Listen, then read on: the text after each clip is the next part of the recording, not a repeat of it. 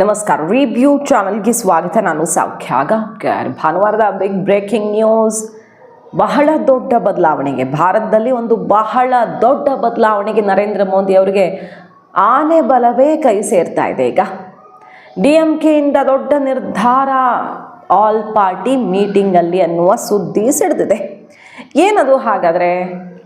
NDA ತೆಕ್ಕೆಗೆ ಯಾರೆಲ್ಲ ಬರ್ತಾ ಇದ್ದಾರೆ, ಏನೆಲ್ಲ ಹಿಂಟ್ ಸಿಕ್ಕಿದೆ, ಇವತ್ತು ಯಾವುದು ಖಚಿತವಾಗ್ತಿದೆ, ಎಲ್ಲ ಡೀಟೇಲ್ಸ್ ಇಡ್ತಾ ಹೋಗ್ತೀವಿ. ನರೇಂದ್ರ ಮೋದಿ, ಅಮಿತ್ ಶಾ ಅವರು ಏನು ಶಪಥ ಮಾಡಿದ್ದಾರಲ್ಲ, ಅದನ್ನು ಗೆಲ್ಲೋದಕ್ಕೆ ಕೌಂಟ್ ಡೌನ್ ಶುರುವಾಗಿ ಬಿಟ್ಟಿದೆ.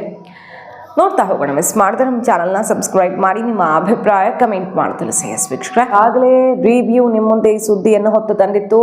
2-3 ದಿನಗಳ ಹಿಂದೆಯೇ ಭಾರತ ಸರ್ಕಾರ ಅತಿ ದೊಡ್ಡ ಕ್ರಾಂತಿ ಮಾಡುತ್ತಾ ದೇಶದಲ್ಲಿ ಐತಿಹಾಸಿಕ ಹೆಜ್ಜೆ ಇಡೋದಕ್ಕೆ ಬೇಕಾದ ಬಲ ಸಿಗ್ತಾ ಇದೆ. NDA ಸೀಟ್ಸ್ ಭರ್ತಿ ಆಗ್ತಾ ಇದೆ. NDAಗೆ ದಾರಿ ಕ್ಲಿಯರ್ ಆಗಿದೆ ಅನ್ನೋ ಸುದ್ದಿ ನಿಮ್ಮ ಮುಂದೆ ಇಟ್ಟಿದ್ವಿ. ಅಂಥದ್ದೇ ಡೆವಲಪ್ಮೆಂಟ್ ಈಗ ಆಗ್ತಿರೋದು. ಈಗಾಗಲೇ 2/3 ಮೆಜಾರಿಟಿಗೆ ಬೇಕಾದ, ಸೂಪರ್ ಮೆಜಾರಿಟಿಗೆ ಬೇಕಾದ ನಂಬರನ್ನು NDA ರೆಡಿ ಮಾಡ್ಕೊಂಡಿದೆಯಲ್ವ. ಆಪರೇಷನ್ನು ಅದು ಇದು ತಂತಾನೆ ಫಾಲ್ ಇನ್ ಪ್ಲೇಸ್ ಅನ್ನೋ ಥರದಲ್ಲಿ TMC ಮತ್ತು ಇಲ್ಲಿ ಶಿವಸೇನೆ, ಉದ್ಧವ್ ಬಣ ಎಲ್ಲ ಒಡೆದಿರೋದು ಗಮನಿಸಿದ್ದೀವಿ. ಈಗ ಮೇಜರ್ ಸುದ್ದಿ ಬರ್ತಿರೋದು DMKಯಿಂದ ಆಲ್ ಪಾರ್ಟಿ ಮೀಟಿಂಗ್ ಇತ್ತು ಭಾನುವಾರ. ಈ ಮೀಟಿಂಗಲ್ಲಿ MK ಸ್ಟಾಲಿನ್ ಅಂದರೆ DMK ಎಲ್ಲ ಪಕ್ಷಗಳ ಮೀಟಿಂಗ್, ಆಲ್ ಪಾರ್ಟಿ ಮೀಟಿಂಗ್ ಇತ್ತು. ಅದರಲ್ಲಿ NDA ಡಿಲಿಮಿಟೇಷನ್ ಬಿಲ್ಲನ್ನು ಸಪೋರ್ಟ್ ಮಾಡೋದಕ್ಕೆ ಎಸ್ ಅಂದಿದ್ದಾರೆ ಅನ್ನೋದನ್ನು ಸ್ವತಃ MP RSP revolutionary socialist party MP ಆಗಿರುವಂತಹ NK ಪ್ರೇಮಚಂದ್ರನ್ ಅವರೇ ಹೇಳಿರೋದು. ಅಂದರೆ DMK ತನ್ನ ಮಿತ್ರ ಪಕ್ಷಗಳ ಆಲ್ ಪಾರ್ಟಿ ಮೀಟಿಂಗನ್ನು ಕರೆದಿತ್ತು. ಅದರಲ್ಲಿ ನರೇಂದ್ರ ಮೋದಿಯವರ ಡಿಲಿಮಿಟೇಷನನ್ನು ಬೆಂಬಲಿಸೋದಕ್ಕೆ DMK ಒಪ್ಪಿಕೊಂಡಿದೆ ಅನ್ನೋದನ್ನು ಅವರೇ ಖಚಿತಪಡಿಸಿದ್ದಾರೆ. ಅದಾದಮೇಲೆ DMK MPಯನ್ನೇ ಕೇಳಲಾಯಿತು, ತಿರುಚಿ ಶಿವ. ಆಗ ಇನ್ನು ಗೌರ್ಮೆಂಟ್ ಪ್ರಪೋಸಲ್ ಇಟ್ಟಿಲ್ಲ, ನೋಡೋಣ ಅಂತ ಹೇಳಿದ್ದಾರೆ ಅವರು. ಡಿಲಿಮಿಟೇಷನ್ ನಾವು ಸಪೋರ್ಟ್ ಮಾಡಲ್ಲ, ಮತ್ತೊಂದು ಮಗದೊಂದು ಅಂತ ಹೇಳಿಲ್ಲ. ಬದಲಾಗಿ DMK ಅವ್ರನ್ನ ಕೇಳಿದಾಗ ಪ್ರಪೋಸಲ್ ಬರಲಿ ಅಂತ ಹೇಳಿದ್ದಾರೆ.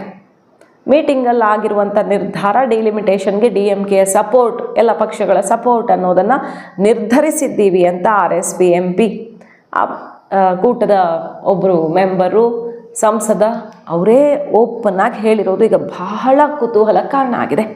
ಈಗ ಸೋರ್ಸಸ್ ಪ್ರಕಾರ ಏನು, ಆ್ಯಸ್ ಇಟ್ ಈಸ್ ಒಪ್ಕೊಳ್ತಾರ. ಅಮಿತ್ ಶಾ ಅವರು ಒಂದು ಘೋಷಣೆ ಮಾಡಿದರು, ಈಗಲೇ ಪೇಪರಲ್ಲಿ ತಂದು ಕೊಡ್ತೀನಿ, ಒಪ್ಕೊಳ್ತೀರಾ ಅಂದರೆ ಒಂದು 10 ನಿಮಿಷ ಕೊಡಿ, ಕಡತ ರೆಡಿ ಮಾಡ್ಕೊಂಡು ಬರ್ತೀವಿ ಅಂತ ಒಂದು ಘೋಷಣೆ ಮಾಡಿದ್ರು, ನೆನಪಿರಬಹುದು. ಫೇಲ್ ಆದ್ರಲ್ಲ ಡಿಲಿಮಿಟೇಷನ್ ಪ್ಲಸ್ ವಿಮೆನ್ ರಿಸರ್ವೇಷನ್ ಬಿಲ್ಲನ್ನು ಪಾಸ್ ಮಾಡೋದಕ್ಕೆ ಕಳೆದ ಸೆಷನ್ನಲ್ಲಿ.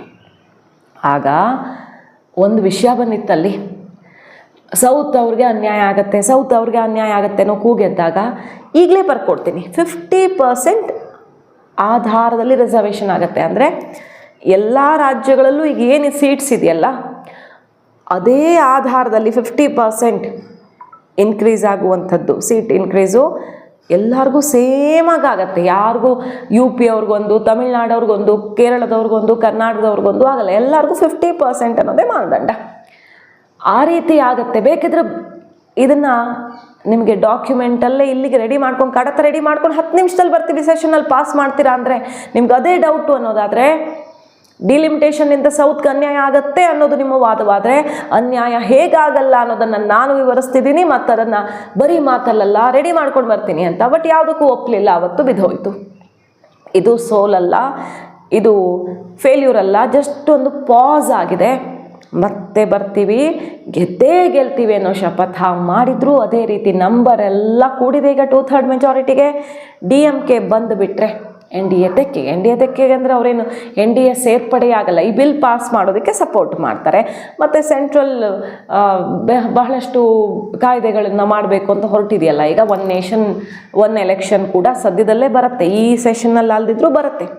ಮತ್ತು CMಗಳು PMಗಳು ಅಂದರೆ PM ಇರಲಿ, CM ಇರಲಿ, ಜನಪ್ರತಿನಿಧಿ ಸಚಿವರು ಯಾರೇ ಇರಲಿ, 1 ತಿಂಗಳು ಶಿಕ್ಷೆ ಅನುಭವಿಸಿದ್ರೆ, ಬಂಧನದಲ್ಲಿದ್ದರೆ ಅವ್ರದ್ದು ಅಂತಾನೆ ತನ್ನ ಹುದ್ದೆಯನ್ನು ಕಳ್ಕೊಳ್ಳುವಂಥದ್ದು, ಅದೆಲ್ಲ ಕಾಯ್ದೆ ಮಾಡೋಕ್ಕೆ ಹೊರಟಿದ್ದಾರೆ. ಈ ಅಧಿವೇಶನದಲ್ಲೇ 3 ಬರುತ್ತೆ, ಮುಂದೆ ಡಿಲಿಮಿಟೇಷನ್ ಬರುತ್ತೆ, UCC ಇದೆ, ತುಂಬ ವಿಚಾರಗಳಿವೆಯಲ್ಲ.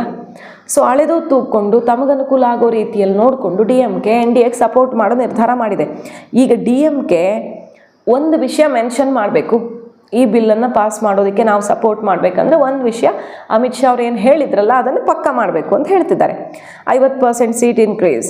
Home minister Amit Shah verbally ಏನು ಹೇಳಿದ್ರಲ್ಲ ಕಳೆದ ಲೋಕಸಭೆ ಸೆಷನ್ನಲ್ಲಿ, ಅದನ್ನು ರಿಟರ್ನಲ್ಲಿ ನಮಗೆ ಪಕ್ಕಾ ಮಾಡಿಕೊಟ್ಬಿಟ್ರೆ ನಾವು ಸಪೋರ್ಟ್ ಮಾಡ್ತೀವಿ ಅಂತಿದ್ದಾರೆ. ಅದಕ್ಕೆ ರೆಡಿ ಇದೆ NDA. ಅದನ್ನು ನಾವು ಮಾಡ್ತೀವಿ ಅಂತ ಮೋದಿ ಅಮಿತ್ ಶಾ ಹೇಳಿದರು. ಬಟ್ ಕೇಳೋ ಪೇಷನ್ಸ್ ಅವತ್ತಿರಲಿಲ್ಲ. ಎಲ್ಲ ಸಭಾತ್ಯಾಗ, ಎಲ್ಲ ಪಲಾಯನ ಆಗಿತ್ತು. ಬಟ್ ಅದೊಂದು ಮೆನ್ಷನ್ ಮಾಡಿಬಿಟ್ರೆ ಇವತ್ತು ಸಪೋರ್ಟ್ ಮಾಡೋಕ್ಕೆ DMK ರೆಡಿ ಇದೆ ಅನ್ನುವಂಥ ಬಹುದೊಡ್ಡ ಸುದ್ದಿ ಬರ್ತಿದೆ. ಸೊ ಯಾರಿಂದ ಡಿಲಿಮಿಟೇಷನ್ಗೆ ಅತಿ ದೊಡ್ಡ ವಿರೋಧ ವ್ಯಕ್ತವಾಯ್ತಲ್ಲ ಅವತ್ತು, ಸೌತಲ್ಲಿ ಪ್ರತಿರೋಧ ಒಡ್ಡಿದಂಥ ಪಕ್ಷ ಅಂದರೆ DMK. ಇಲ್ಲಿ ಸಿದ್ದರಾಮಯ್ಯನವ್ರು ಧ್ವನಿ ಎತ್ತಿದ್ರು.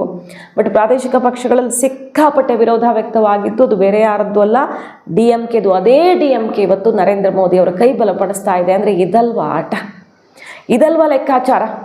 ಸೊ ಏನಾಗ್ತಿದೆ ಈಗ, ಎಷ್ಟೆಷ್ಟು ನಂಬರ್ ಗೇಮ್ ಅನ್ನೋದನ್ನು ಆಲ್ರೆಡಿ ಇಟ್ಟಿದ್ವಿ. ಈಗ ಇನ್ನೊಂದ್ಸಲ ನೆನಪು ಮಾಡಿಬಿಡ್ತೀವಿ ನೋಡಿ. ಲೋಕಸಭೆಯಲ್ಲಿ 298 ಪರವಾಗಿ ಬಿದ್ದಿತ್ತು, 230 ವಿರುದ್ಧವಾಗಿ ಬಿದ್ದಿತ್ತು. ಸೊ ಸಾಧ್ಯವಾಗಿರಲಿಲ್ಲ. ಮೆಜಾರಿಟಿ, ಸಿಂಪಲ್ ಮೆಜಾರಿಟಿ ಸಾಲಲ್ಲ ಇದಕ್ಕೆಲ್ಲ. ಸಾಂವಿಧಾನಿಕ ತಿದ್ದುಪಡಿ ತರಬೇಕು ಅಂದರೆ ಸೂಪರ್ ಮೆಜಾರಿಟಿ ಬೇಕಲ್ಲ. BJP 240, NDA ಓವರಾಲ್ ಇರೋದು 293. ಈಗ ರೆಬೆಲ್ TMC ಅವರು ಮರ್ಜ್ ಆಗಿದ್ದಾರಲ್ಲ, NDA ತೆಕ್ಕೆಗೆ ಬಂದಿದ್ದಾರಲ್ಲ, ಅವರದ್ದು 20 ಸೀಟ್ ಇದೆ. UBT ಬಣ ಒಡೆದಿದೆ, ಅವ್ರದ್ದು 6. NCP SP ಕೂಡ ಈಗ ಕ್ಲಿಯರ್ ಮಾಡ್ತಿದೆ.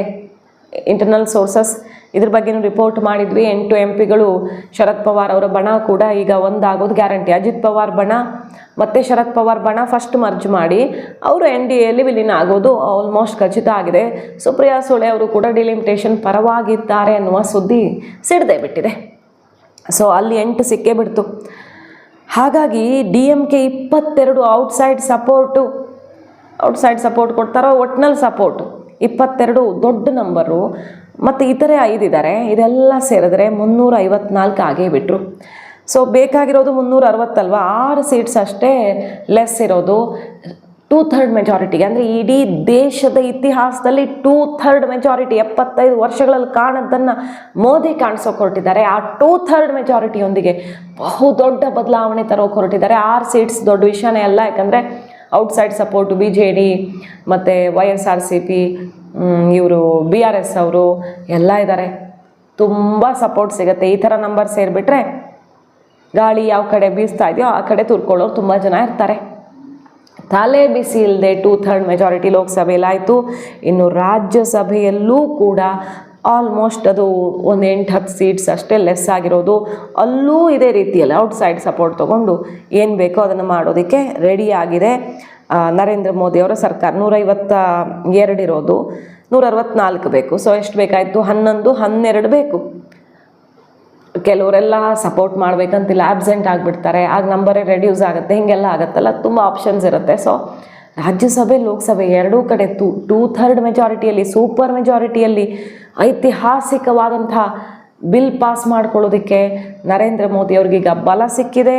DMK ಮತ್ತು NCP ಶರದ್ ಪವಾರ್ ಬಣದಿಂದ ಬ್ರೇಕಿಂಗ್ ನ್ಯೂಸ್, ಭಾನುವಾರದ ಬ್ರೇಕಿಂಗ್ ನ್ಯೂಸ್ ಈಗ ಹೊರಗಡೆ ಸಿಡಿತಿರೋದು.